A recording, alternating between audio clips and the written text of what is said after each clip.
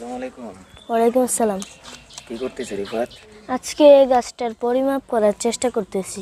রিফাত, তাহলে আমরা একটা গোলাকার গাছে কত সেফটি কাঠ থাকে আমরা আজকে এই হিসাবটা করব। তাহলে তুমি একটু আমাকে দেখাই দাও, ঠিক আছে? মনে করি গাছটির এক টুকরো দৈর্ঘ্য 5 ফুট। 5 ফুট দৈর্ঘ্য নিয়ে নীল ফিতা দিয়ে চিহ্নিত করলাম। যেহেতু গাছের বিভিন্ন অংশের পরিধি ভিন্ন ভিন্ন, তাই গাছের পরিধির একাধিক মাপ নেব।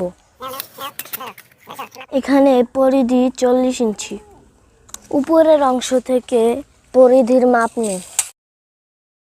উপরের অংশের পরিধি 38 ইঞ্চি। এখন আমরা দুই পরিধির গড় নির্ণয় করব। পরিধির গড় নির্ণয় করে 39 পেয়েছি।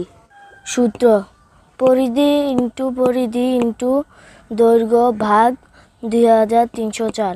39 ইন্টু 39 ইন্টু 5 ভাগ 2304।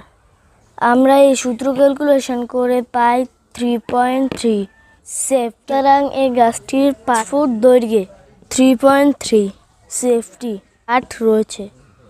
Thank you for watching. Tata, আল্লাহ হাফেজ।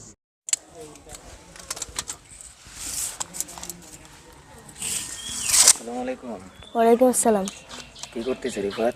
আজকে এই গাছটার পরিমাপ করার চেষ্টা করতেছি। রিফাত, তাহলে আমরা একটা গোলাকার গাছে কত সেফটি কাঠ থাকে আমরা আজকে এই হিসাবটা করব। তাহলে তুমি একটু আমাকে দেখাই দাও, ঠিক আছে? মনে করি গাছটির এক টুকরো দৈর্ঘ্য 5 ফুট। 5 ফুট দৈর্ঘ্য নিয়ে নীল ফিতা দিয়ে চিহ্নিত করলাম। যেহেতু গাছের বিভিন্ন অংশের পরিধি ভিন্ন ভিন্ন, তাই গাছের পরিধির একাধিক মাপ নেব। এখানে পরিধি 40 ইঞ্চি। উপরের অংশ থেকে পরিধির মাপ নেই। উপরের অংশের পরিধি 38 ইঞ্চি। এখন আমরা দুই পরিধির গড় নির্ণয় করব। পরিধির গড় নির্ণয় করে 39 পেয়েছি। সূত্র: পরিধি ইন্টু পরিধি ইন্টু দৈর্ঘ্য ভাগ 2304।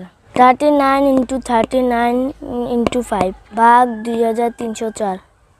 আমরা এই সূত্র ক্যালকুলেশন করে পাই 3.3 সেফ। সুতরাং এই গাছটির 5 ফুট দৈর্ঘ্যে 3.3 সেফটি কাঠ রয়েছে।